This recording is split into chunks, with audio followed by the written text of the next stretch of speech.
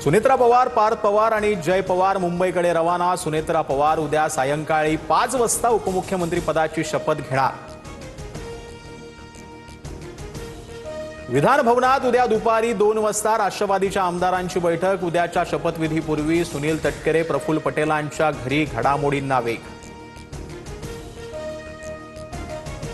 अजित पवारांच्या जागी उपमुख्यमंत्री पदाचा निर्णय राष्ट्रवादीला करायचा आहे। भाजपा म्हणून राष्ट्रवादीच्या निर्णयाला पाठिंबा, मुख्यमंत्र्यांकडून भूमिका स्पष्ट। अजितदादांनी अर्थसंकल्पाची तयारी केली होती। उद्यापासून मी स्वतः अर्थसंकल्पात लक्ष घालणार, अर्थसंकल्पाचं उर्वरित काम पाहणार, मुख्यमंत्री फडणवीसांची प्रतिक्रिया। पार्थ पवार राज्यसभेवर जाणार, सूत्रांची माहिती। पार्थ पवारांना राज्यसभेवर पाठवण्यास भाजपचं केंद्रीय नेतृत्व सकारात्मक, सूत्रांची माहिती। राष्ट्रवादी पक्षाच्या राष्ट्रीय अध्यक्ष पवार कुटुंबामधूनच करा, एनसीपीच्या विलीनीकरणाबाबतही विचार करा, भाजपच्या केंद्रीय नेतृत्वाच्या राष्ट्रवादीच्या नेत्यांना निरोप, सूत्रांची माहिती। दोन्ही राष्ट्रवादी सुप्त संघर्षाची नांदी, पवारांच्या पक्षातून विलीनीकरणासाठी आग्रह, तर राष्ट्रवादीकडून मात्र राष्ट्रीय अध्यक्ष आणि उपमुख्यमंत्री ठरवण्याला प्राधान्य। अजित पवारांच्या नेत्यांवर विकास लवांडेंचा आक्षेप, सत्ताकारण आणि निवड प्रक्रियेत व्यस्त असल्याची टीका। दादांच्या दशक्रियेपर्यंत तरी थांबणं शक्य नाही का, पवार गटाचे प्रवक्ते विकास लवांडेंचा सवाल।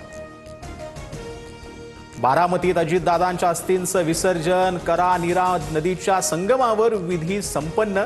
सुनेत्रा पवार कुटुंबियांसह सुप्रिया सुळेही उपस्थित।